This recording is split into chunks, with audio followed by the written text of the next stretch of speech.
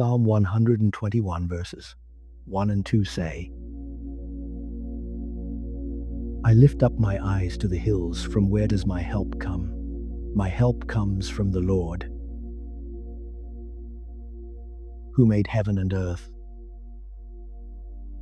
And tonight, that is where we begin. Not with your strength, not with your willpower, not with another promise you have to make to yourself before bed, not with pressure, not with shame, not with pretending that you are all right. Tonight, we begin with this. Your help comes from the Lord. If you are tired, your help comes from the Lord. If your mind will not quiet down, your help comes from the Lord. If you have fallen again, and you are ashamed even to whisper his name, your help still comes from the Lord. If fear has followed you into this room, if loneliness is sitting beside your bed, if regret has wrapped itself around your heart,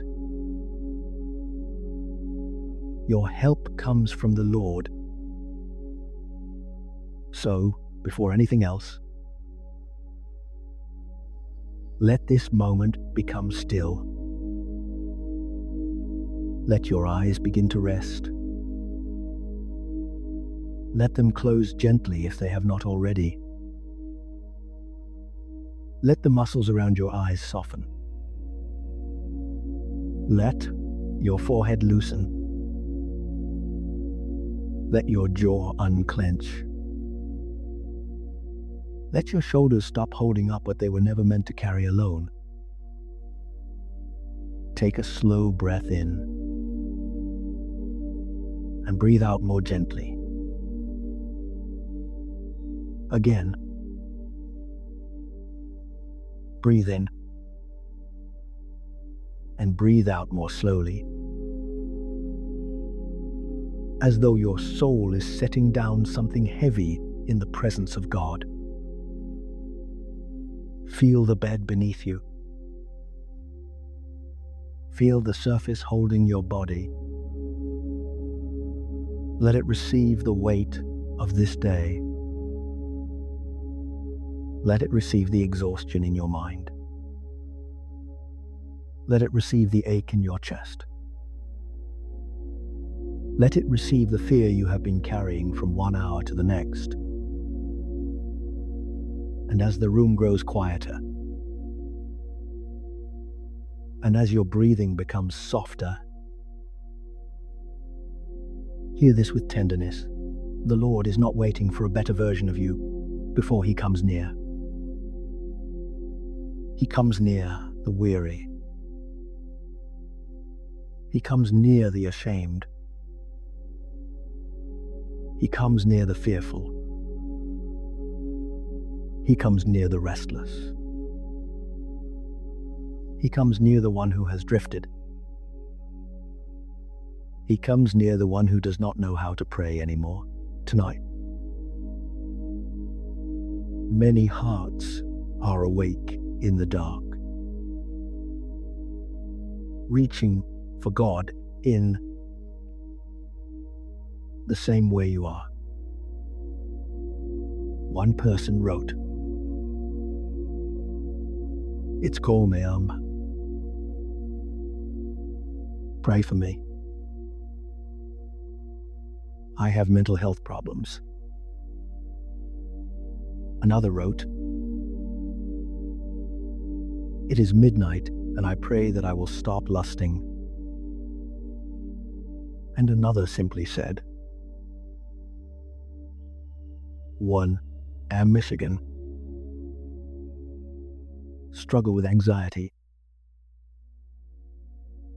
There is something holy in that honesty. Because these are not polished prayers.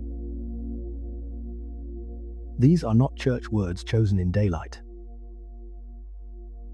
These are the cries of people who have come to the end of themselves in the middle of the night.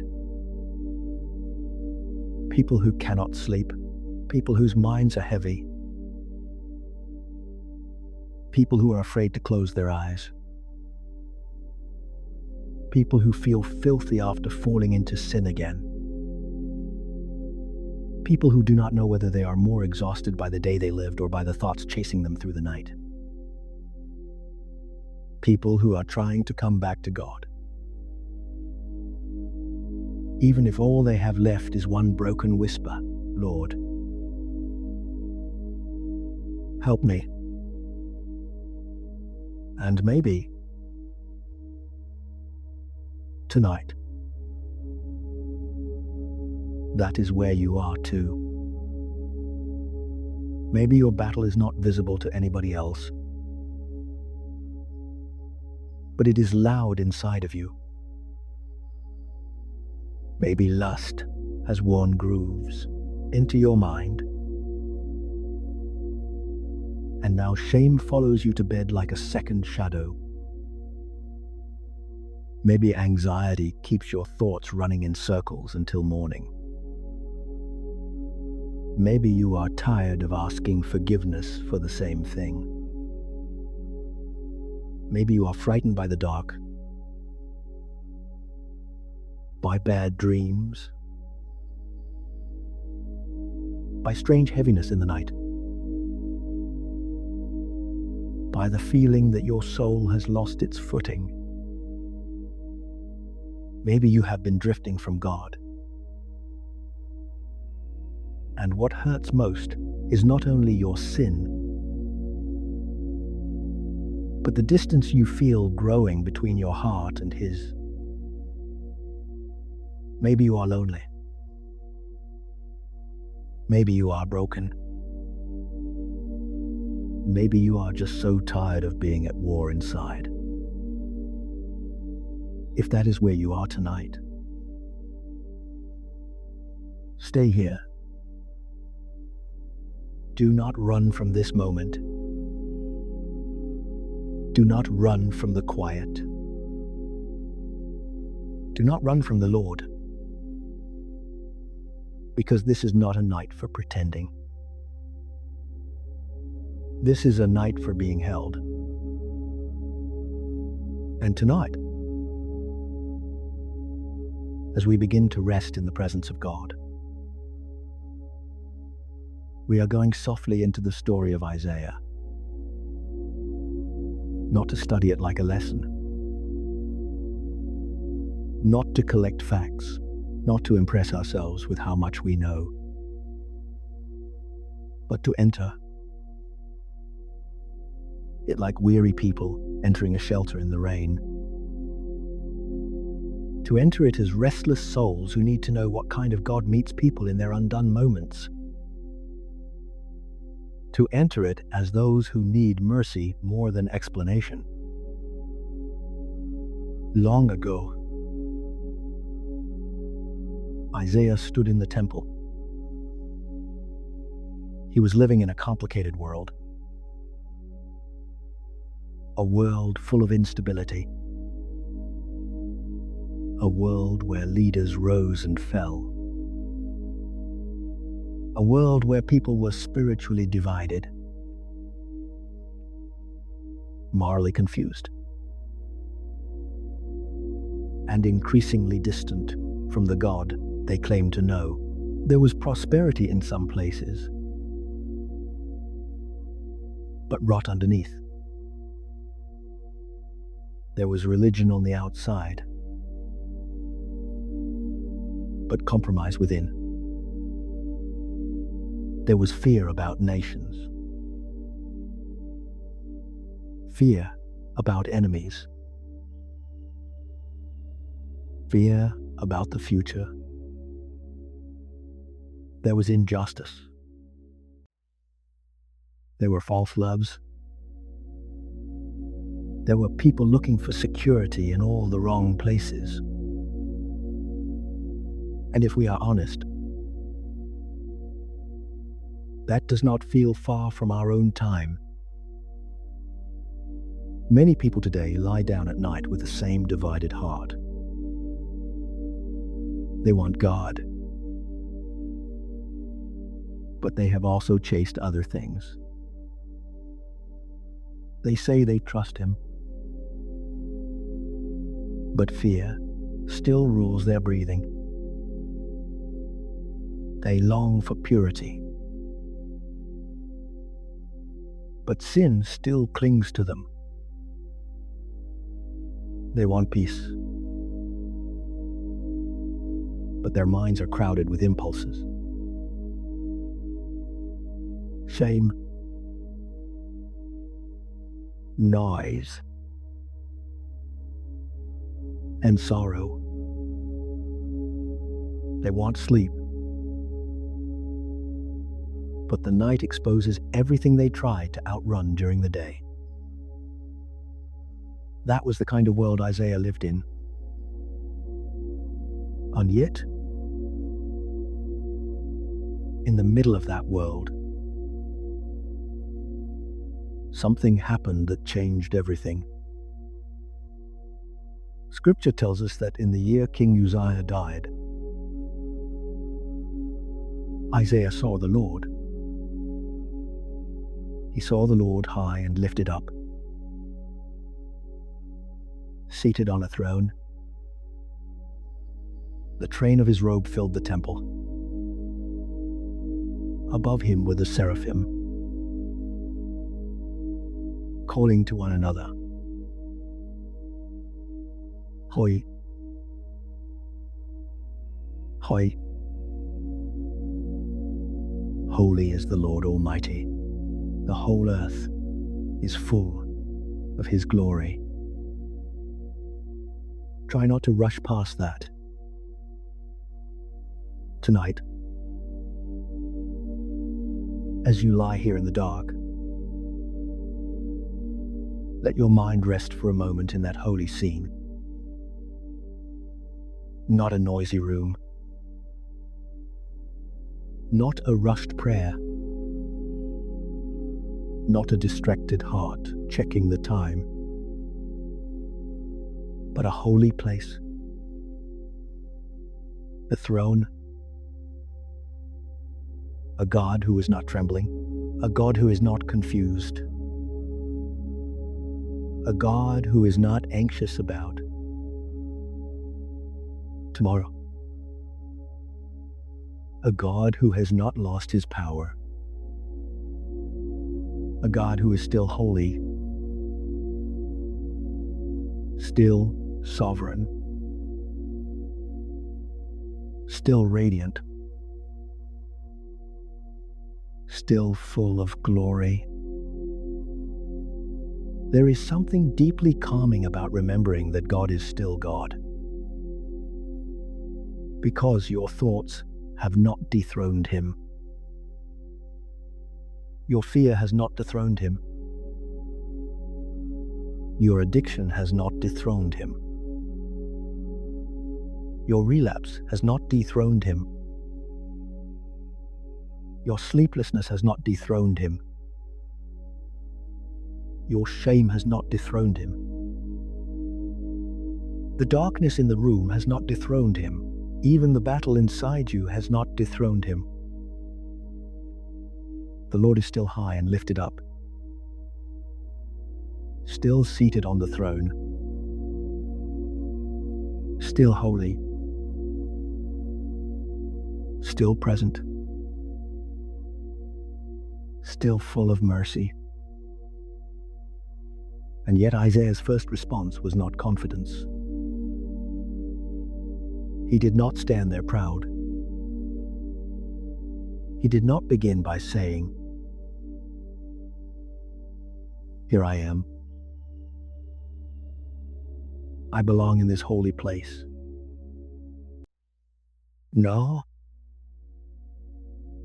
The first thing the holiness of God exposed was Isaiah's need. He cried out, "Woe to me! I am ruined, for I am a man of unclean lips, and I live among a people of unclean lips."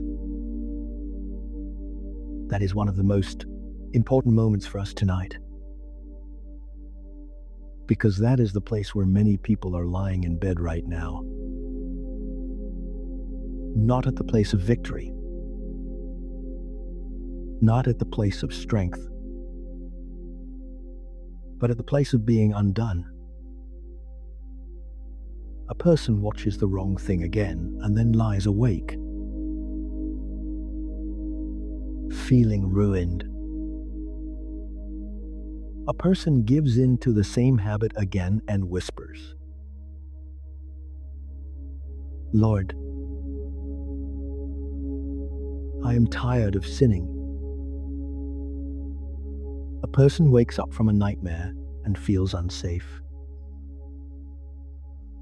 A person with anxiety lies in the dark and feels their own mind working against them. A person says, "I have drifted so far." A person says, "Please pray for me. I'm broken." A person says, "I want to go back to God." A person says, "I need Jesus always." A person says, "I'm tired of this cycle." A person says, "I can't sleep." A person says, "My mind is troubled." A person says,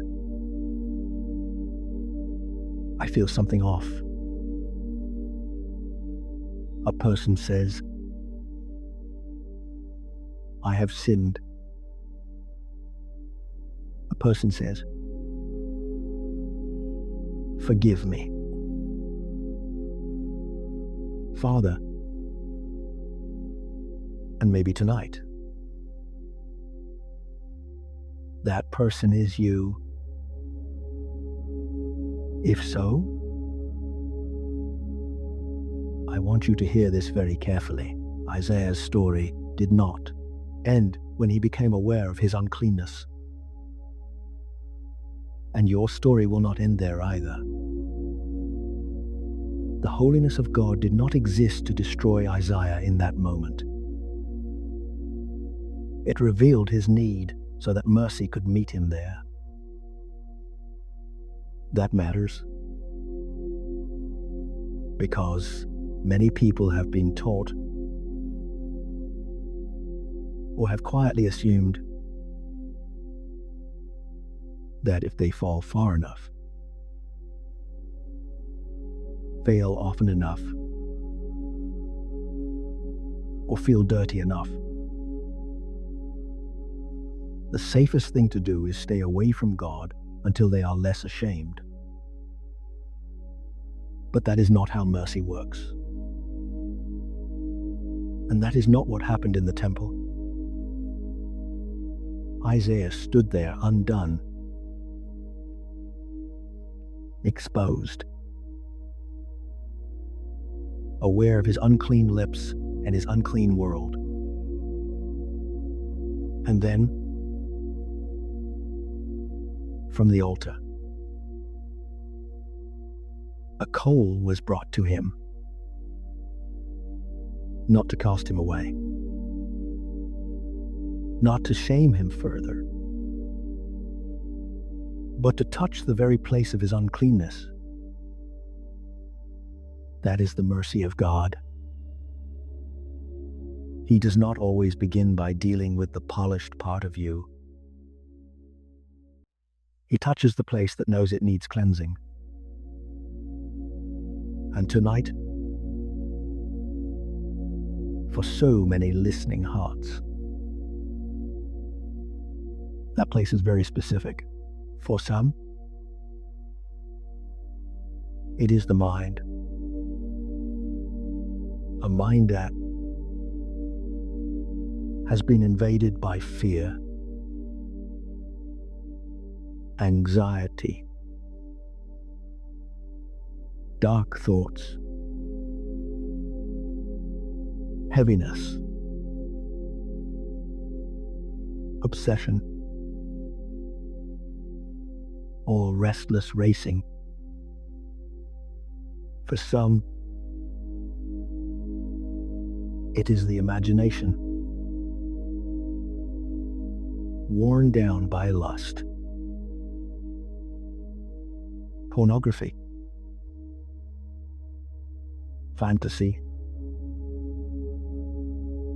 repeated compromise, and the shame that follows. For some, it is the night itself, night terrors,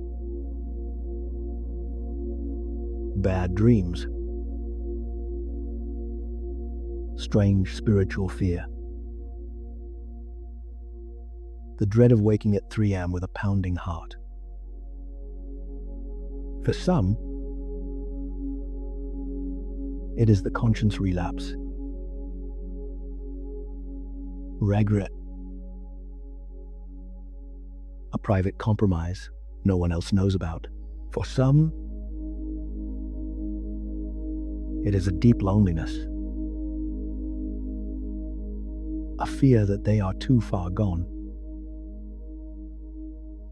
too numb, too fake, too late. But listen carefully. Beloved, the place of your uncleanness is not beyond the reach of the mercy of God.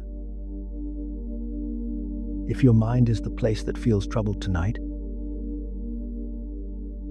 His mercy can meet you there. If your eyes and thoughts have wandered again, His mercy can meet you there. If your nights have been haunted by fear, His mercy can meet you there. If your heart feels split between wanting Him and wanting the world, His mercy can meet you there. If you are ashamed to even pray because you feel like a hypocrite, His mercy can meet you there. And this is why we begin the night not with your promise to do better, but with the truth that your help comes from the Lord. Your help comes from the Lord when you are tired. Your help comes from the Lord when you are tempted. Your help comes from the Lord when you are anxious.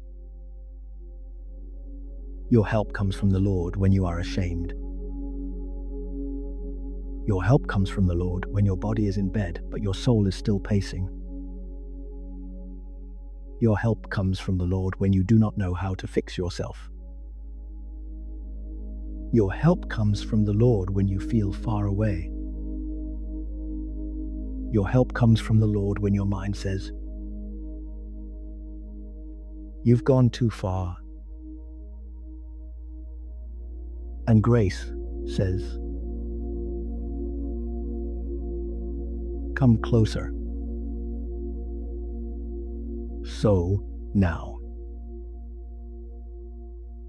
as this first part of the night settles around you, let your breathing remain slow. Breathe in gently and breathe out slowly. Again. Breathe in the kindness of God and breathe out the need to hide.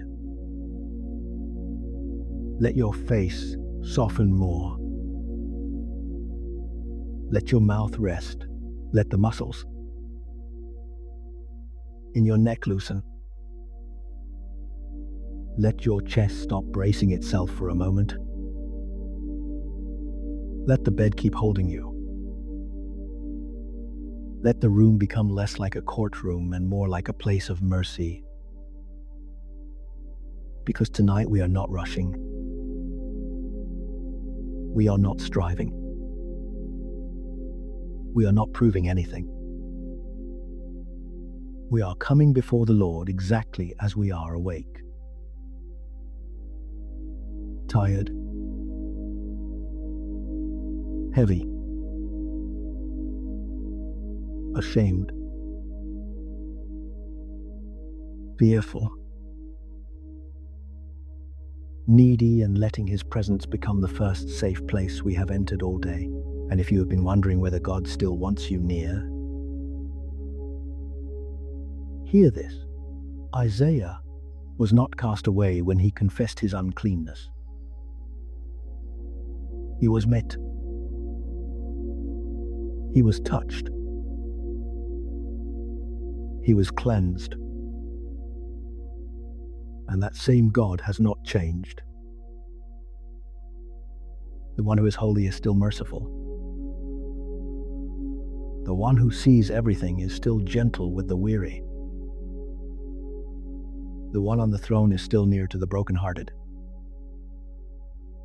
The one who knows your hidden struggle is still willing to receive you in the night. So stay here. Stay here under Psalm 121. Stay here under the mercy that met Isaiah. Stay here in the stillness, where your breathing slows and your heart begins. Little by little, to stop running. Stay here as one who is tired, but not abandoned, ashamed, but not rejected, restless, but not unseen, weak, but not alone, tempted, but not forsaken. And as we remain here together, in this holy quiet, in this first resting place of the night,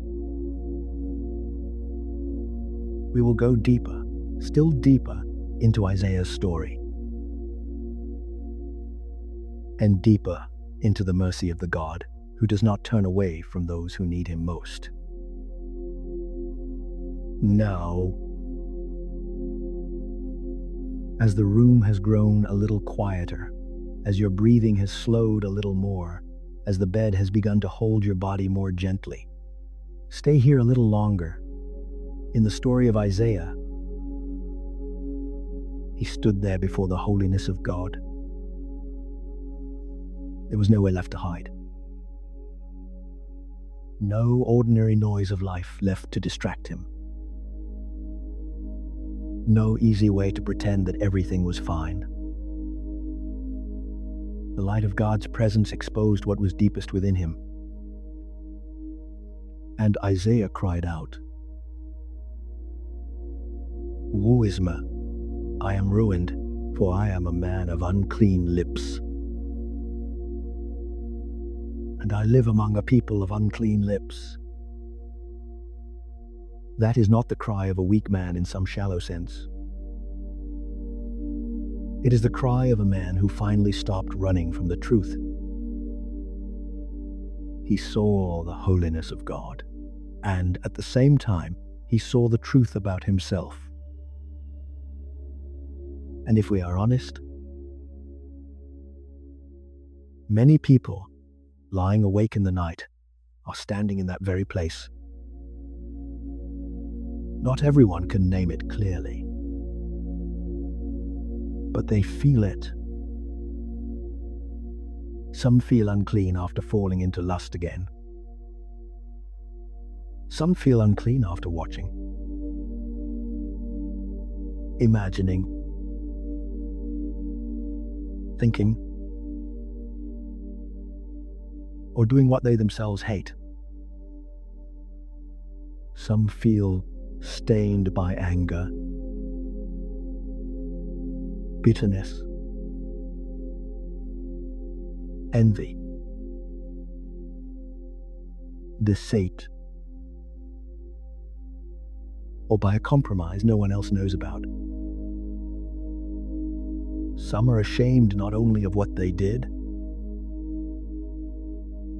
but of the thoughts that keep circling back night after night. One person in the comments wrote, "It's kaksi, 39 arm. I need a prayer for lust," another wrote. "It's kaksi, 15 arm. Please pray for my forgiveness." And another said, 3:15 a.m. This aftertaste of guilt and shame came. That is where the wound is. Not only sin, but the aftertaste of sin. Not only falling, but the lingering taste of shame left in the soul when night comes. Not only doing wrong, but the feeling, I am that person again. I failed again. I went back to the same place I promised I would leave. And at moments like that, what people often do is hide. Hide in their phones.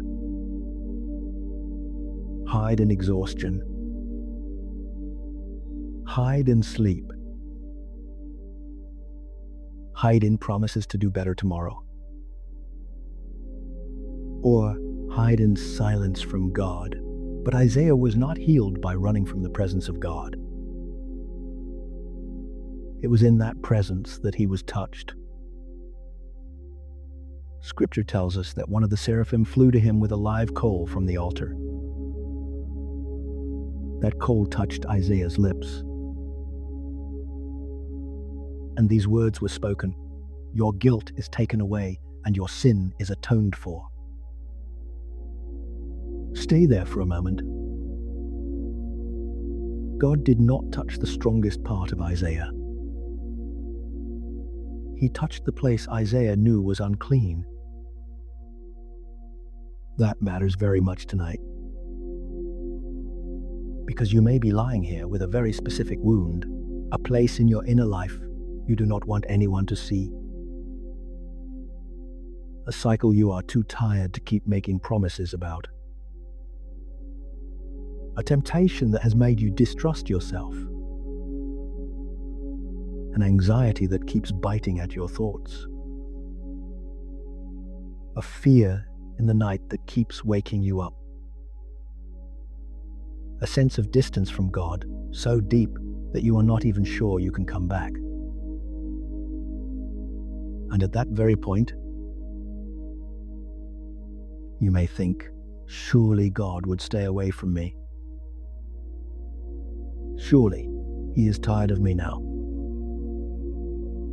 Surely I have to fix myself first before I can come near. But Isaiah's story says otherwise. The holiness of God does not cancel out his mercy. The holiness of God does not push a person beyond cleansing. Instead, in that very light, mercy comes to the place that needs healing most. So if tonight you feel that you have unclean lips, an unclean mind, an unclean imagination, a troubled heart, a soul crowded with shame, a life caught in repeating what you hate Hear this very slowly. God can still touch that place. He does not only see it, he can touch it. He does not only know it, he can cleanse it. He does not only hear your confession, he can bring his mercy to the very place you find most embarrassing and broken. And it is not only those battling obvious sin who need to hear this. The anxious need to hear it too.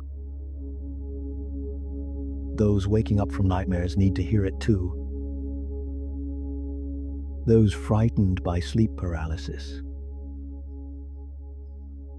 by dark heaviness, by the feeling that something is wrong in the night, need to hear it too. Those whose minds are exhausted, those burdened by intrusive thoughts, those afraid of the darkness itself, need to hear it too. God is not only present in the temple, he is present in your dark room tonight. He is present when you whisper, "Lord, forgive me." He is present when you are too tired to finish a sentence. He is present when all you can do is cry. He is present when you are too ashamed to look up. He is present when you wake at 2 a.m.,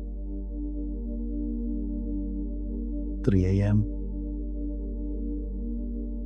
4 a.m. with a heavy heart. And in that presence,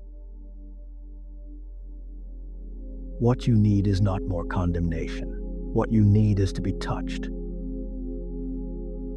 Some need God to touch their shame. Some need him to touch their restless minds. Some need him to touch imaginations that feel polluted. Some need him to touch panic. Some need him to touch loneliness. Some need him to touch a heart that has grown cold after too many failures. That is why this act cannot stop at Isaiah was unclean. It must move to Isaiah was touched. Because without that,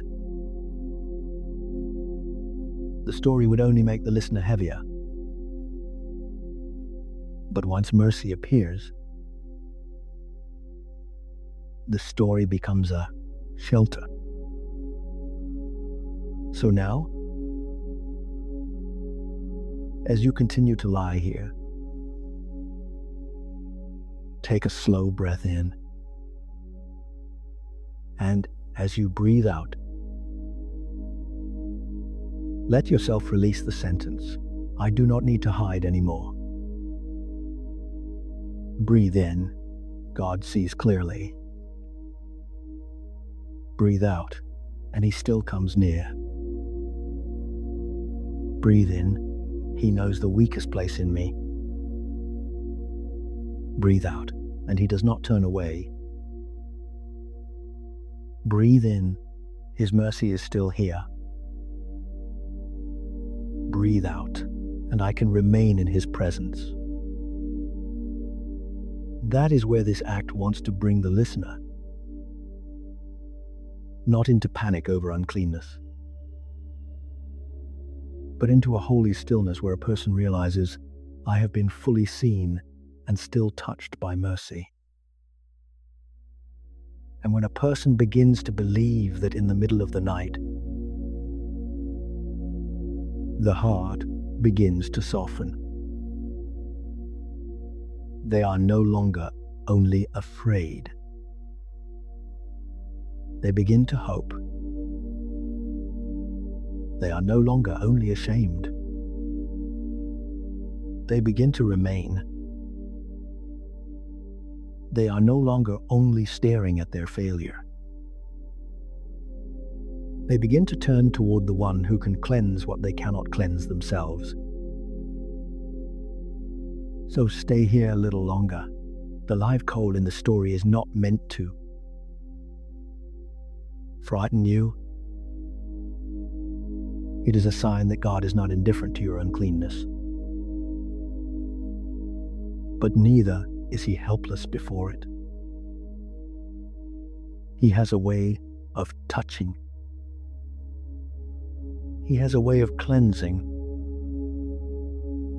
He has a way of bringing a person from confession of brokenness into the experience of mercy.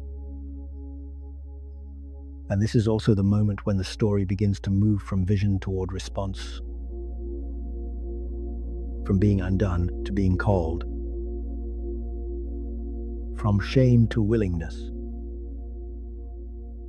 from woe is me to here am I. But before we move there, we must remain here long enough so the listener's soul is not rushed forward too quickly. We must let mercy take time to touch this night.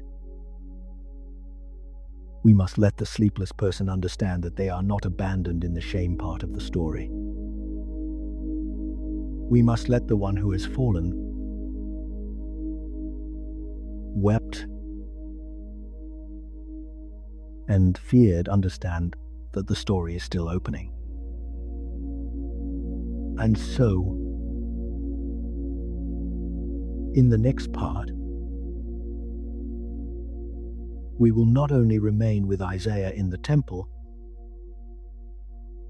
we will begin to bring the burdens of this night's shame, anxiety,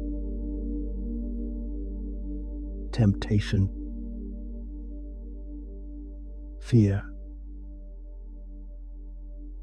weariness, and private battles directly into the hands of God in prayer. And it is from that very moment, when the coal from the altar touches Isaiah's lips, that the story begins to change its voice. It is no longer only an ancient vision standing still on the page of Scripture. It is no longer only a sacred event that happened to a prophet in a temple long ago. From that point on, the story begins to open itself as a shelter for those who lie awake in the night. For souls whose bodies are still but whose hearts are not.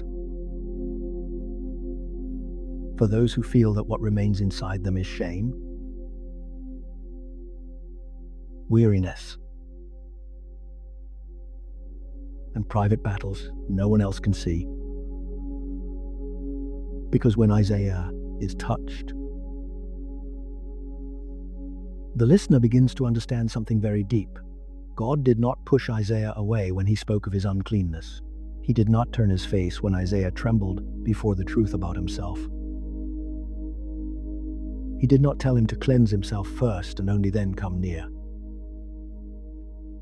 It was precisely where Isaiah felt most unworthy that the mercy of God came nearest. And that is where the story stops belonging to Isaiah alone. It begins to lean toward the one listening tonight. It begins to look toward the person lying in the dark while the inside of the soul is still unsettled. It begins to reach toward the one who has said to God in a short, tired, truthful whisper, "Lord, I am not all right. Lord, I fell again. Lord, I cannot sleep. Lord, please do not leave me. Lord, stay with me in this night." And as the story begins to lean toward the listener in this way, its voice begins to change as well. It no longer only tells us that Isaiah saw the Lord high and lifted up. It begins to let the listener sense that this same God is still present in this dark room. The one whom the seraphim cried over in holiness is not only the God of the temple, he is still the God of long nights, of souls awake at 2 a.m., 3 a.m., 4 a.m., of those whose bodies are tired, but whose thoughts will not stop moving, of those carrying shame they do not know how to put down. He remains the one to whom a soul may turn when it no longer knows where else to rest. He remains the one a weary spirit may lift its eyes toward and confess. Just as the psalm confessed at the beginning of this night, that help comes from him. He remains the one who gives strength to the faint, who becomes a refuge for the frightened, who receives the soul battered by restless thoughts, and who does not abandon the one who feels stained and exhausted by the self. And the longer the listener remains in this story, the more the heart begins to understand that what it truly needs is not only explanation or instruction. What it needs is a presence. Not only the truth that it has failed, but the deeper truth that God is still near. Not only the revelation of uncleanness, but the touch of mercy in the very place of uncleanness. Not only the awareness of weakness, but the discovery that there is still one who can stand beside the weak. Uphold them. Keep them, and not forsake them in the hour of greatest need. That is precisely where the spirit of bedtime prayer, the spirit of resting down in God, begins to flow into Isaiah's story. For tonight, as on so many other nights for so many people, there are souls lying here inside storms of their own. Some are in the storm of anxiety, where the mind keeps circling and tomorrow hangs like a dark cloud over the chest. Some are in the valley of shame, not only grieving sin but feeling sickened by the repeated cycle of it. Some are in the darkness of temptation, where old desires, old patterns, old images, old impulses have not yet let go. Some are in a silent battle with heavy thoughts, unnamed dread, dark night fears, frightening dreams, or that sudden waking in the small hours when the heart pounds as though the soul itself has lost its footing. Some are lying still while the heart whispers only this: Lord, stay with me. Lord, keep me. Lord, do not leave me alone in this night. And here Isaiah's story begins to become a bridge It bridges the holiness of God and the weakness of man. It bridges the temple and the bedroom. It bridges a prophet long ago and a listener lying awake now. It bridges the moment a man became aware of his uncleanness and the moment a soul tonight realizes it needs mercy more than more condemnation. By remaining on that bridge, the listener begins to sense that they are no longer merely looking at the story. They are being gathered into it. They are being drawn into a truth larger than their shame. That the God of Isaiah is also the God of this night. That the God of the temple is also the God of this bed. That the God seated upon the throne is also the God who knows the trembling of one who wakes at midnight. The terror of one startled out of sleep. The heaviness of one burdened by sin. The weariness of one unable to rest. The distance of one who no longer knows how to come back. And as that realization settles into the heart, it begins to make room for a new movement. Not a movement of the intellect, not a movement of analysis, but a movement of the soul slowly turning back toward God. At first, the soul simply stops running. Then it stops trying to prove itself. Then it dares to remain a little longer in his presence. Then it begins to bring closer the very things it wanted hidden. It brings closer its anxiety. It brings closer its shame. It brings closer the fear of the night. It brings closer its old habits, its old wounds, its old temptations, its old exhaustion. It brings closer the restless mind, the tired heart, the unstable soul. And that is a very important point,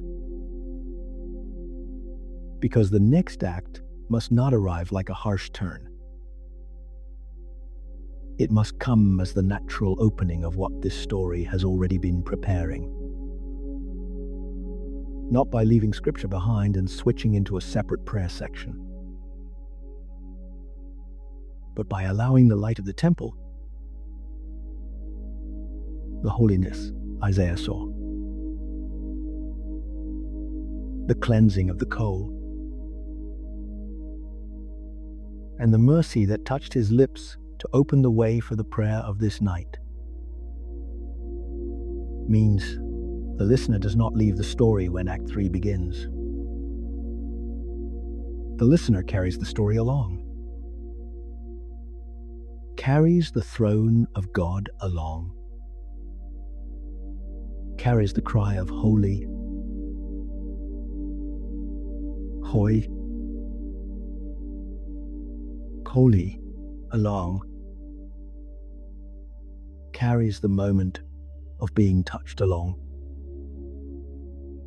carries the truth that sin and shame do not speak the final word along. And from within that sacred atmosphere, prayer begins to form, not as recited language, but as the soul finally daring to open itself in the presence of God, because what the listener needs now is not only to know that Isaiah was shown mercy. What the listener needs is to begin believing that this mercy may also touch tonight, that it may touch this anxiety, that it may touch this imagination being pulled away, that it may touch this loneliness sitting at the bedside, that it may touch this fear of having gone too far, that it may touch the part of the soul worn down by fighting and not yet winning. And right here, the story begins to whisper the very things the listener of a sleep prayer most needs to hear. Though not as slogans, not as pressure, not as religious noise, but as warmth slowly spreading through a cold room, that there is still help from the Lord, that there is still the nearness of God in the dark, that there is still refuge for the soul under pressure, that there is still keeping for the heart that trembles, that there is still cleansing a person cannot produce for themselves, that there is still strength for the one who has become too weak, that there is still a God who does not forsake those who seek him in the night. And so, when Act 3 begins, it will not begin from nothing. It will begin from everything that has been prepared here. From a soul that has slowed down. From a heart that has been seen. From a biblical story that has become a shelter. From a listener beginning to believe they do not need to hide anymore.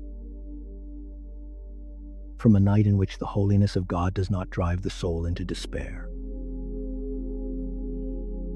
but leads it nearer to mercy. So as we move into the next part,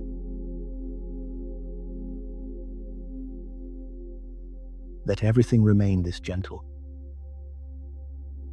Let the breathing stay slow. Let the heart stay soft. Let the image of Isaiah remain there in the temple, fully seen and touched. And from that very place, let the listener begin to bring weariness, fear, shame, restless thoughts, private battles, and the long night itself closer before God. Because from here, the story will not only be told anymore. From here, the story will begin to become prayer. And as this night remains quiet around you, we stay a little longer inside that holy moment with Isaiah. The call had touched his lips. The shame that rose so suddenly in the light of God had not been left alone. The uncleanness he confessed had not been met with distance, but with mercy. And in that temple, where everything first seemed too holy for a trembling man to bear, the story did not end in fear. It opened into something deeper. Perhaps that is what the weary heart listening tonight needs to understand. Not every holy moment with God is meant to leave a person crushed. Some are meant to leave a person clean. Some are meant to leave a person quieter than before. Some are meant to bring the soul down from all of its rushing and all of its panic and all of its private noise, until a person can finally remain still long enough to realize that the Lord has not come near to destroy them, but to restore them. So stay here a little longer with Isaiah. The temple is still around him.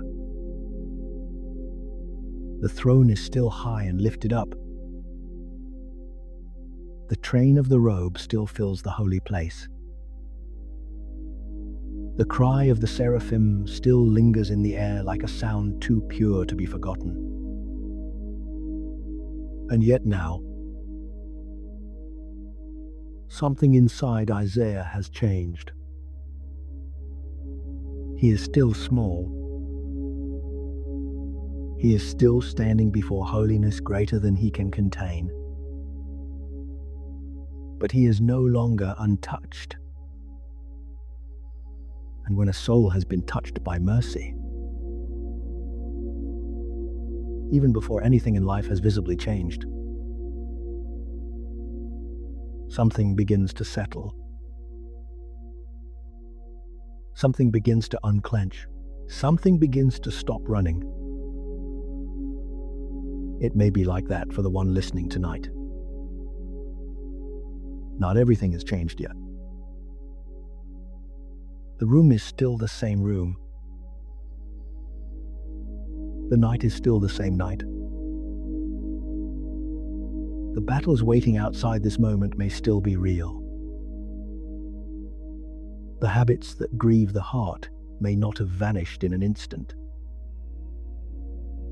The anxious thoughts may not yet be entirely gone. The grief may not yet have loosened its hold. The loneliness may still be there at the edge of awareness. And yet, in the presence of God, there is a kind of mercy that begins by quieting the inside of a person before it changes the outside of anything else. And so, as Isaiah stands in that temple,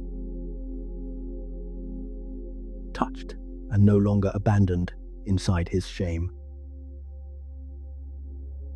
the whole scene seems to breathe with a slower rhythm. The smoke rises and settles.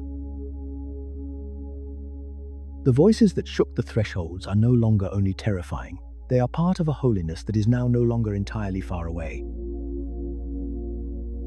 The altar, once only a place of sacred fire, has become the place from which cleansing came. And perhaps the one listening tonight can rest inside that image for a while. Not striving inside it. Not analyzing it. Not trying to master every detail. But resting there. As if your thoughts could sit down for a moment in the outer courts of that temple. As if your breathing could slow in the nearness of the God who is not frantic,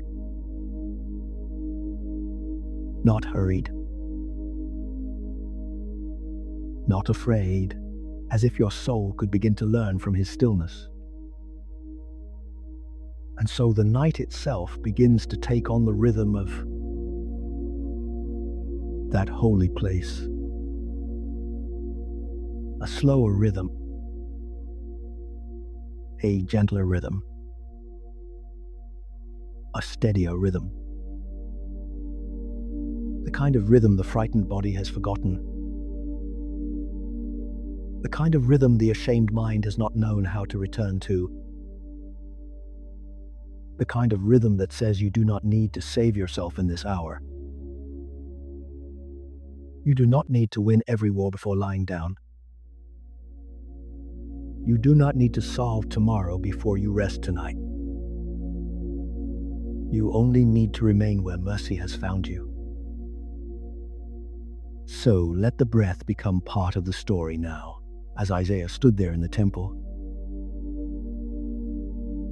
He could not rush holiness. He could not force the moment forward. He could only remain in what the Lord was doing. And perhaps that is how the listener may remain now. Breathing in slowly, as though receiving what is gentle, breathing out slowly, as though releasing what has been clenched too long. Breathing in, not to grasp control,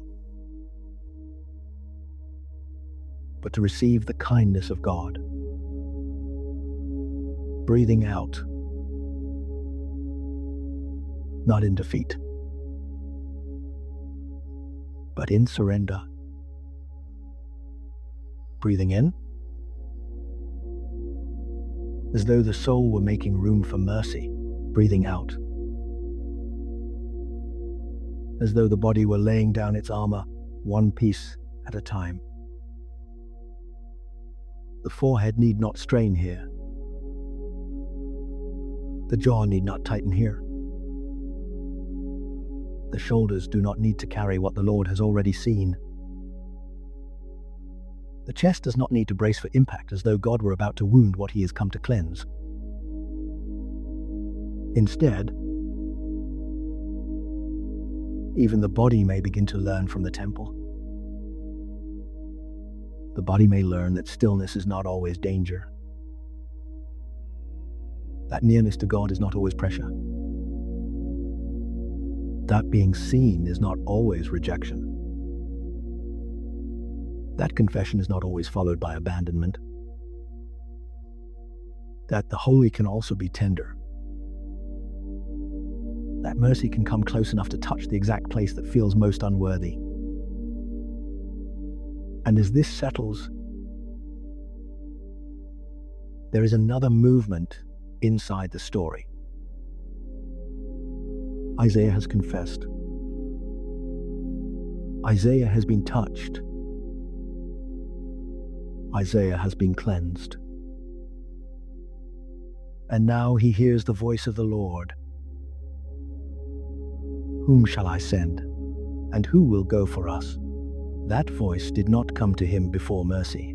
It came after mercy. That matters greatly tonight. Because many souls are afraid that if God speaks to them at all, it will only be to demand, to accuse, to expose, to burden. But the voice Isaiah heard came after cleansing had already touched him. The God who spoke was not speaking into untouched shame, but into a man who had already been met with mercy. And for the one listening tonight, this changes everything. Because it means that the Lord does not first stand over you, demanding strength from the exhausted. He does not first require perfection from the ashamed. He does not first insist on clarity from the anxious or composure from the terrified. He first comes near. He first sees. He first touches. He first steadies. He first makes room for a soul to breathe again. And then, in that mercy, his voice becomes something a person can bear. That may be what this night is becoming. Not a night of pressure. Not a night of being forced into some vow made in panic. But a night in which the voice of God becomes bearable again. A night in which his nearness does not crush but comforts. A night in which a tired heart begins to remember that the Lord is not only high and holy, but also near and good. And in the quiet of that temple, Isaiah answered, "Here am I. Send me." But even here, The soul that longs for sleep does not need to rush toward the daytime meaning of those words. This is not yet the hour for striving. This is not yet the hour for future burdens. This is not yet the hour to ask how tomorrow will unfold or what obedience will cost. Tonight, inside this sleep prayer, those words may first be heard more gently, not as the cry of a man preparing for labor, but as the quiet yielding of a heart no longer hiding. Here am I, not because I am strong, not because I am clean by my own effort, not because I have mastered myself, but because you have seen me, you have touched me, you have not sent me away, and here, in your presence, I no longer need to pretend. That is a very different kind of resting. For some listening tonight, the deepest fatigue is not only physical, it is the fatigue of pretending to be all right, pretending the battle is smaller than it is, pretending the shame is not there, pretending the mind is not tired, pretending the faith is not struggling, pretending the loneliness has not become heavy, pretending the old temptations do not still call from the dark. And the mercy in Isaiah's story begins to loosen all of that, because when a person has been touched by God's mercy,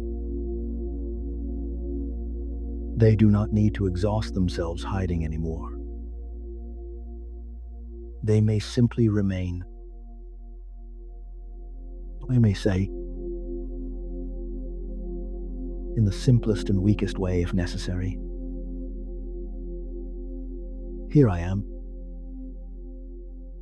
Here I am. Still anxious.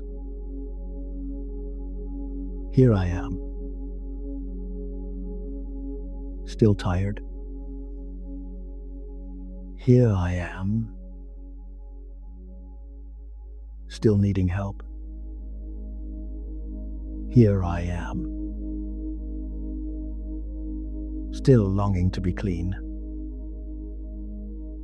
Here I am. Still hoping you will not let go of me. Here I am. Lord. And something about those simple words invites rest. Not because every battle is over, but because the soul has stopped running from the one who can keep it. And so the temple scene grows even quieter now. The cry of holy, hoy,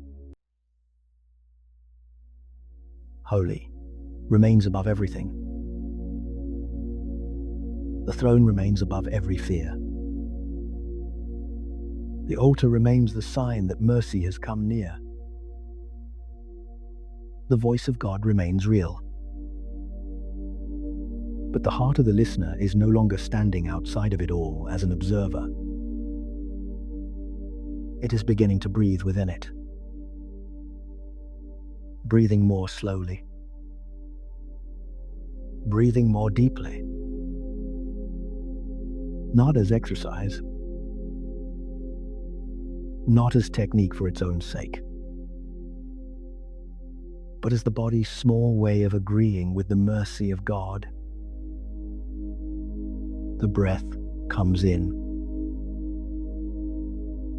and the soul does not need to grasp. The breath goes out, and the soul does not need to defend itself. The breath comes in, and the weary chest opens just a little. The breath goes out, and the body gives up just a little more of its effort to remain on guard. Even the muscles may begin to listen to this story. The muscles around the eyes may grow softer, because nothing in this moment asks them to stay alert against danger. The muscles around the mouth may loosen, because this is not a night of explanation or self-justifying. The muscles of the neck may release, because they do not need to hold the whole weight of tomorrow. The shoulders may sink, because the Lord has not asked them to bear the soul alone. The hands may unclench, because mercy is not something they have to seize. The legs may grow heavier, because the soul is no longer preparing to flee. And all of this is still part of the story, because Scripture does not only tell us what happened. When received in the quiet of the night, it begins to shape the atmosphere of the heart. It begins to reorder what fear has disordered. It begins to calm what shame has inflamed. It begins to steady what anxiety has scattered. It begins to gather the soul out of all the places where it has been split apart. So stay with Isaiah a little longer. Stay with him after the cleansing.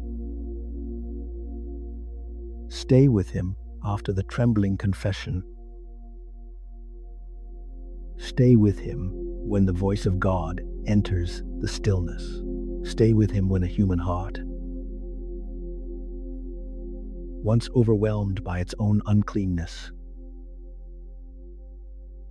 now remains long enough to answer. Because the listener may need that pace tonight. Not the pace of urgency. Not the pace of spiraling thoughts. Not the pace of lust. Panic, kanda, terror, or shame, but the pace of the temple, the pace of a holy place where everything slows under the weight of glory, and where mercy has enough room to be felt. And perhaps this is why the story is still being told tonight. Not only so that a mind may understand Isaiah better, but so that a tired body may begin to rest more deeply under the same God. So that an anxious soul may begin to borrow stillness from his presence. So that a shamed heart may begin to believe it can remain near without being cast out. So that one who woke in fear may begin to feel held instead of hunted. So that the one who feels stained may begin to remember that cleansing belongs to God. And as the listener remains here, breathing a little slower, the line between story and prayer grows thinner. Not because the story is disappearing, but because the story is doing what holy stories do. It is making room for the soul to answer God. Not with polished words, not with impressive faith, not with a strong voice, but with a quiet heart. Here I am. Here in my weakness. Here in my unfinished place. Here in my need. Here in this long night. Here beneath your mercy, and if the listener can remain there, even for a little while, then this night has already begun to change. Because rest often begins before sleep fully arrives. It begins when the soul stops fighting mercy. It begins when the body realizes it does not need to stay armored. It begins when breathing slows in the presence of God. It begins when a person no longer stands only in the awareness of their failure, but also in the awareness that they have been seen and not abandoned. So now, let the temple remain around this hour. Let the throne remain above every dark thought. Let the altar remain the sign that cleansing is possible. Let the voice of God remain gentle enough to bear. Let the answer of Isaiah remain soft in the background of the soul. And let the body keep learning how to rest here. Because from this place, prayer can deepen without losing peace. From this place, the heart can speak without straining. From this place, the listener may bring forward the burdens of this night without fear of being turned away. From this place, the next movement of prayer may come like a river flowing out of Scripture itself. And as that prayer begins to rise, slowly, quietly, and without haste, the soul will not be leaving the story behind. It will be carrying the story with it, the holiness, the cleansing, the nearness, the voice, the stillness, and the mercy. And so, staying under that mercy, breathing under that mercy, resting under that mercy, we move still deeper, not away from Isaiah, not away from the temple, not away from the God who touched what was unclean, but deeper into his keeping, deeper into his peace, deeper into the kind of prayer that can carry a soul all the way down into sleep. And now, as this holy night continues to settle around you, you do not need to press any further. You do not need to strain your thoughts. You do not need to force your soul downward. You do not need to make sleep happen by effort. You do not need to fight for stillness as though peace were something you had to seize with your own hands. Instead, you may simply remain here. Remain here beneath the quiet mercy of God. Remain here in the stillness that followed confession. Remain here in the hush that follows being seen and not cast away. Remain here As Isaiah remained in the temple after the fire had touched what was unclean, and the soul no longer had to stand at a distance from mercy. And as you remained, you may let your body begin to understand what your heart is hearing. Let the eyes rest more fully now.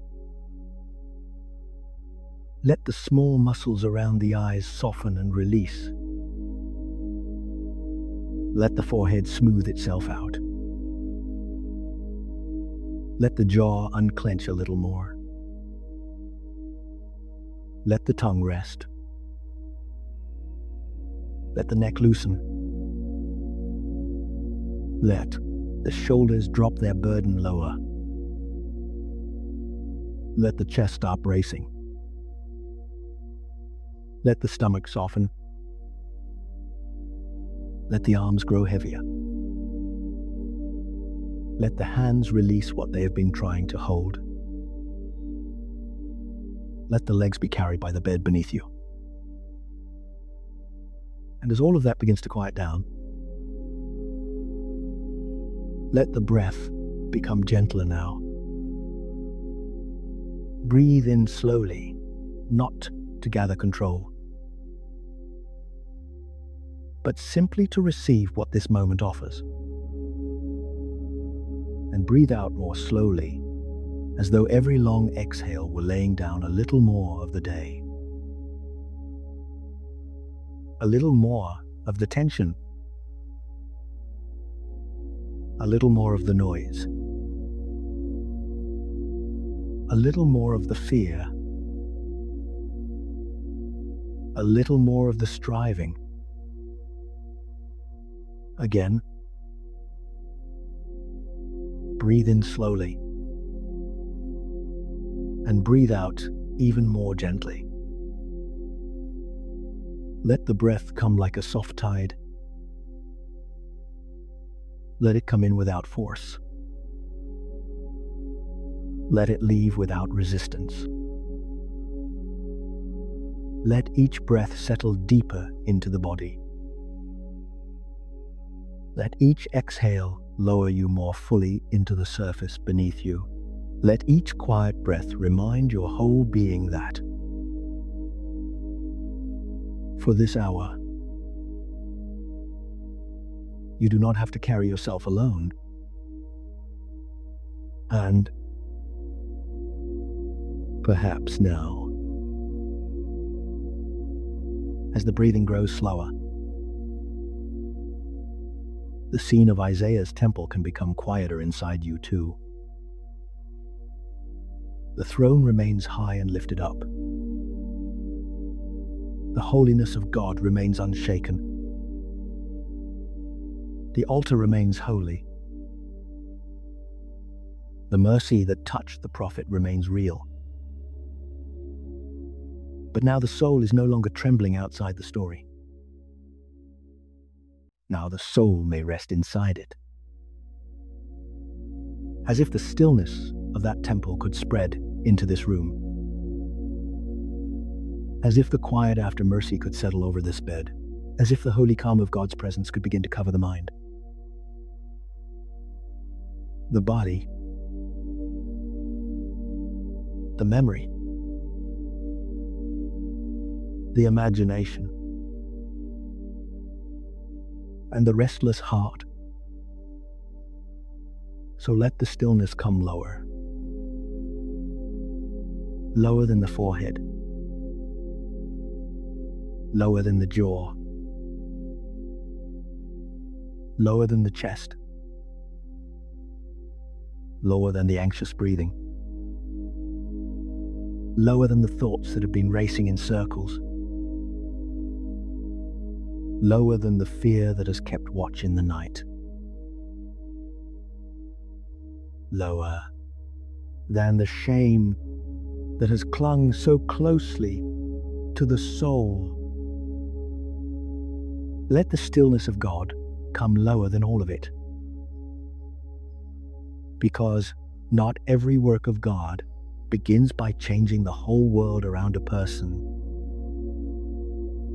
Sometimes he begins by quieting the inside.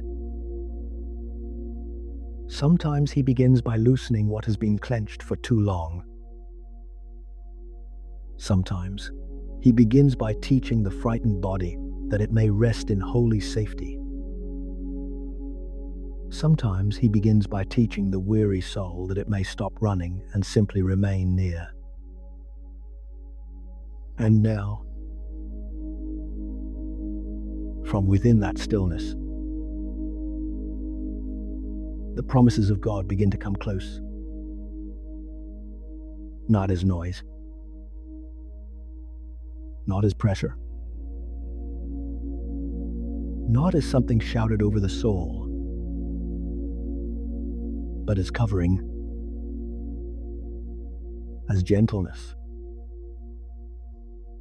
as truth spoken low enough for the tired to receive. The Lord is with you tonight. Let that promise come near very slowly now. The Lord is with you tonight. He is with you in this room. He is with you in this unfinished place. He is with you in this weakness. He is with you in this longing to be clean. He is with you in this shame that is growing quieter. He is with you in this fatigue. He is with you in this breath. He is with you in this long night. The Lord is with you tonight. And because He is with you, you do not need to keep watch over your soul all by yourself. You do not need to keep your mind braced against every dark possibility. You do not need to prepare your body for the next fear before it comes. You do not need to keep rehearsing every regret, every failure, every temptation, every unfinished burden, because the Lord is with you tonight. And now hear the tenderness of His word. Comfort. Comfort, my people, says your God. Comfort for the troubled mind. Comfort for the ashamed heart. Comfort for the body that has grown tired of staying tense. Comfort for the one who has been carrying private battles for too long. Comfort for the one who has been trying to repent and rest at the same time, and has not known how to do both. Comfort for the one whose thoughts have grown loud in the dark. Comfort for the one who has felt afraid to close the eyes. Comfort for the one who has felt spiritually worn thin. So let the comfort of God come softly now, like a blanket over tired shoulders, like warm oil over a troubled mind, like gentle rain over dry ground, like quiet light in a room that has known too much darkness, like the hand of a shepherd laid upon a frightened lamb. He tends his flock like a shepherd. He gathers the lambs in his arms. He carries them close to his heart. And tonight, let the listener be carried a little, carried away from inner accusation, carried away from the sharp edge of panic, carried away from the constant need to keep defending the self, carried away from the exhausting replay of the same old failures, carried away from the fear that sleep will not come, carried closer to the heart of the shepherd, because the Lord is with you tonight. And hear also this promise: do not fear. For I have redeemed you, I have called you by name. You are mine. When you pass through the waters, I will be with you. When you pass through the waters, the Lord knows the waters are real. The waters of anxiety are real. The waters of temptation are real. The waters of shame are real. The waters of sleeplessness are real. The waters of memory are real. The waters of loneliness are real. The waters of fear in the night are real. But so is His presence. When you pass through the waters, I will be with you. So let that settle into the breathing now. Breathe in, He is with you. Breathe out, you do not go through this alone. Breathe in, He is with you in the waters. Breathe out, they will not carry you away. Breathe in, He is with you in the dark. Breathe out, you are not abandoned here. Breathe in, He is with you in the shame. Breathe out, mercy is still nearer. Breathe in, He is with you in the battle. Breathe out, you do not need to fight for rest this moment. And as the breath continues like that, slowly, quietly, without force, the body may grow even heavier now. Heavier in the legs, heavier in the arms, heavier in the shoulders, heavier in the eyelids, heavier in the whole frame of the body that has worked so hard to remain upright all day, and now may finally sink down and be held. Let the bed hold you. Let the promise hold you. Let the presence of God hold you, because the Lord is with you tonight.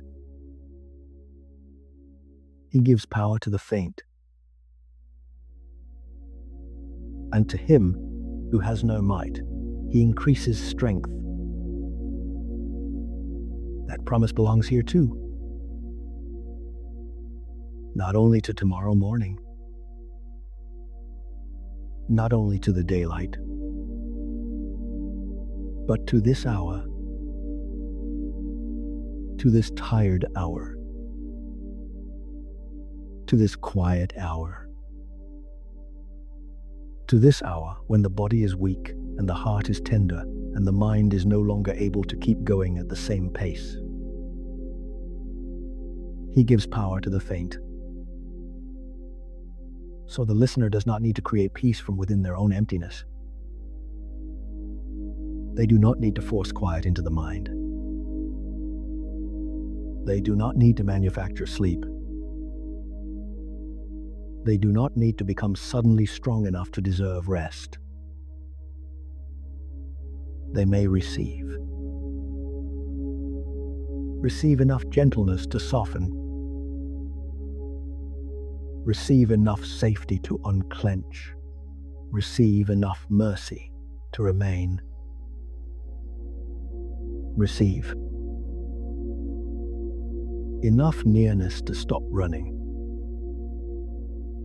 Receive enough comfort to lie down in the keeping of God.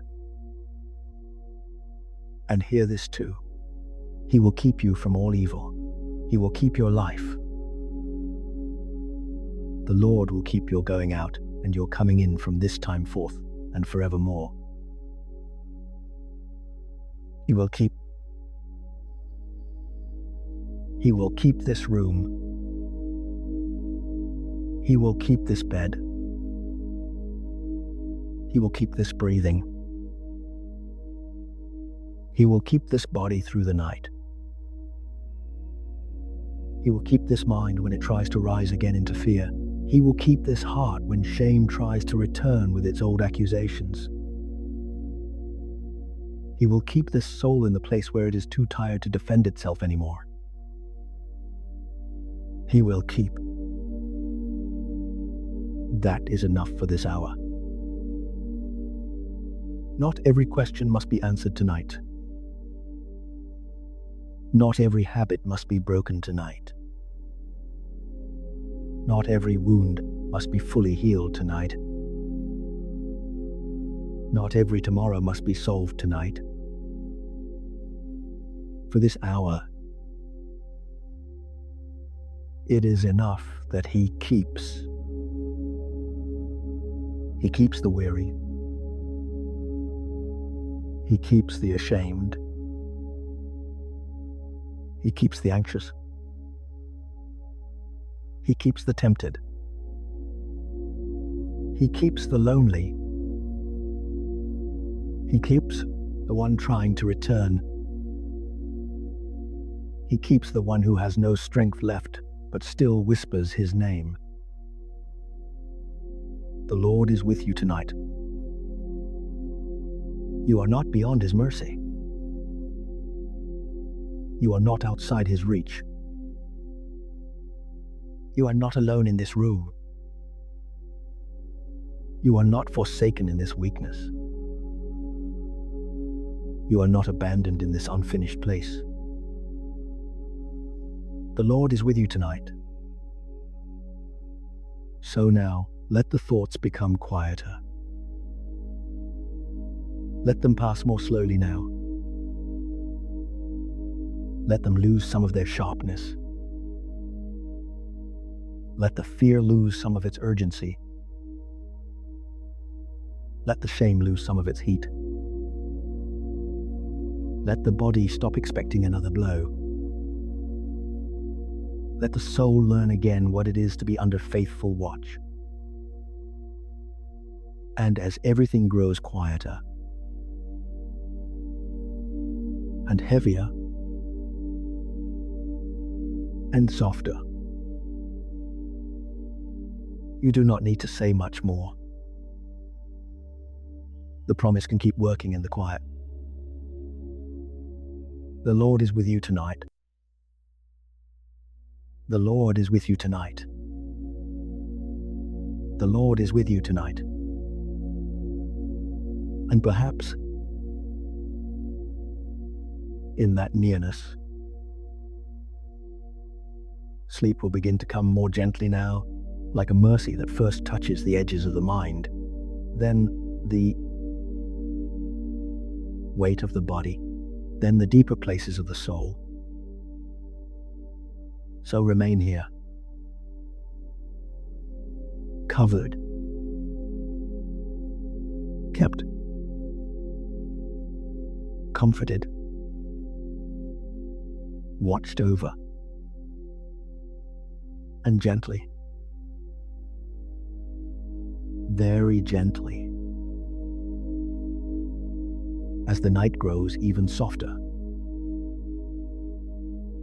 we will soon let every word grow lighter still and rest even more deeply beneath His peace.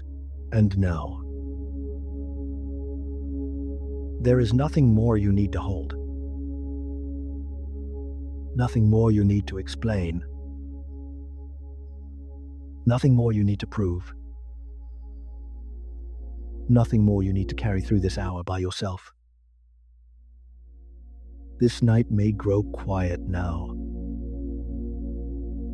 The Lord is with you tonight. Let that be enough now. Not everything solved. Not every question answered. Not every burden gone all at once. But this is enough for now. The Lord is with you tonight. He is with you in this room. He is with you in this bed. He is with you in your breathing. He is with you in your tiredness. He is with you in your unfinished places. He is with you in this silence. The Lord is with you tonight. So let the body grow even softer now. Let the forehead stay smooth. Let the jaw remain loose. Let the tongue rest. Let the shoulders be heavy. Let the arms sink down. Let the hands be still. Let the chest rise and fall without effort. Let the stomach soften. Let the legs become warm and heavy. Let the whole body be carried. Let the bed hold what you no longer need to hold. And let the breathing be easy now. Slow in. Gentle out. Slow in. Gentle out. No farce. No effort. No strain. Only rest. The Lord is with you tonight. And He keeps you. He keeps this room. He keeps this mind. He keeps this body. He keeps this night. He keeps your breathing. He keeps your heart. He keeps your sleep. He keeps you. So you do not need to keep yourself by fear. You do not need to stay awake by worry. You do not need to rehearse tomorrow. You do not need to revisit every regret. You do not need to answer every accusing thought. You do not need to outrun the night. He keeps you. And because He keeps you, you may rest now. Rest from the day. Rest from striving. Rest from shame. Rest from fear. Rest from trying to understand everything at once. Rest from fighting for a while. Rest beneath His mercy. The Lord is with you tonight. You are not alone. You are not abandoned. You are not outside His care. You are not beyond His mercy. You are not unseen. You are not forgotten. You are held. Held by the God who does not sleep. Held by the God who does not grow tired of the weary. Held by the God who sees clearly and still comes near. Held by the shepherd who gathers gently. Held by the Lord who remains when all your own strength runs out. So now, let the mind become quieter. Thoughts may drift more slowly now. They do not need to stop all at once. They only need to lose their urgency. They only need to become softer at the edges. They only need to pass without being followed. Let them pass. And beneath them, let there be something deeper. A quieter place. A lower place. A softer place. A place where the soul is no longer standing up inside itself. A place where the soul may lie down. The Lord is with you tonight. And His peace is deeper than your thoughts. His mercy is closer than your shame. His presence is steadier than your fear. His care is gentler than your striving. So breathe in gently and breathe out slowly. Let the exhale be long. Let it be easy. Let it tell the body that it may rest. Let it tell the mind that it may release. Let it tell the soul that it does not need to keep watch anymore. The Lord is with you tonight. And perhaps now the words can become fewer. Perhaps now the night can do more of the work. Perhaps now the stillness can go deeper than language. Perhaps now your soul can hear peace even between the words. He is with you. He keeps you. He comforts you. He watches over you. He is near. He is gentle. He is here. And in that nearness, let sleep come slowly if it needs to, or quickly if mercy allows it. There is no need to force the timing. There is no need to monitor yourself. There is no need to ask whether you are doing this right. Only remain. Remain under His keeping. Remain under His peace. Remain under His mercy. Remain under His gentle watch. The Lord is with you tonight. If shame tries to rise again, let it fade beneath His mercy. If fear tries to return, let it grow dim beneath His presence. Thoughts try to gather again. Let them loosen and drift. If the heart feels tender, let it be tender in His care.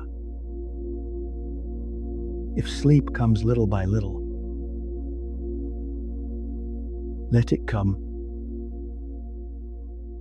If the body grows heavy, let it grow heavy. If the mind begins to blur at the edges, let it blur. There is nothing you need to do now but rest. Rest in His presence. Rest in His keeping. Rest in His nearness. Rest in His quiet love. He is with you tonight. He is with you in the dark. He is with you in the silence.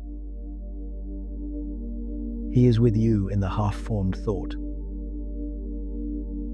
He is with you in the fading breath. He is with you as the room grows further away. He is with you as your body drifts lower. He is with you as your mind lets go. The Lord is with you tonight. The Lord is with you tonight. The Lord is with you tonight.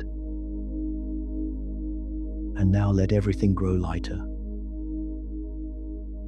Lighter words. Lighter effort. Lighter thought. Lighter awareness. And heavier rest. Heavier eyelids. Heavier arms. Heavier shoulders. Heavier legs. Heavier stillness. Heavier peace. And deeper rest. Deeper breath. Deeper quiet. Deeper softness. Deeper sleep. He keeps you. He keeps you. He keeps you. So sleep now. If sleep is near, and if it is still coming, rest while it comes. Rest while it comes. Rest while it comes. Rest while it comes. You are safe in His presence. You are covered in His mercy. You are watched over in this night. And as the words grow fewer now, as the pauses grow wider, as the night grows softer, rest. Rest. Rest. The Lord is with you. The Lord keeps you. The Lord gives peace. Sleep in His mercy now. Sleep in His keeping now. Sleep beneath His gentle watch now. And through this night, He remains. Now let your breathing become even softer. Breathe in slowly and breathe out gently. Again, slow in, gentle out. Let the breath grow quiet. Let the body grow heavy. Let the forehead stay smooth. Let the jaw stay loose. Let the shoulders sink lower. Let the arms rest. Let the legs be still. Let the whole body settle down into the bed beneath you. And as your breathing slows, let your heart hear this softly, Lord Jesus. Stay with me through this night. Keep my mind in your peace. Keep my body in your rest. Keep my heart in your mercy. Do not let fear speak louder than your presence. Do not let shame rise higher than your grace. Do not let this night be ruled by darkness, but by your gentle care. You are with me. You keep me. You watch over me. So I do not need to strive now. I do not need to hold on tightly now. I do not need to force sleep.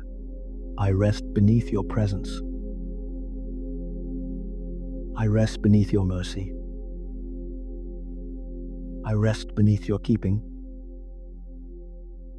And as the words grow quieter, and as the night grows softer, let me sleep in your peace. Amen.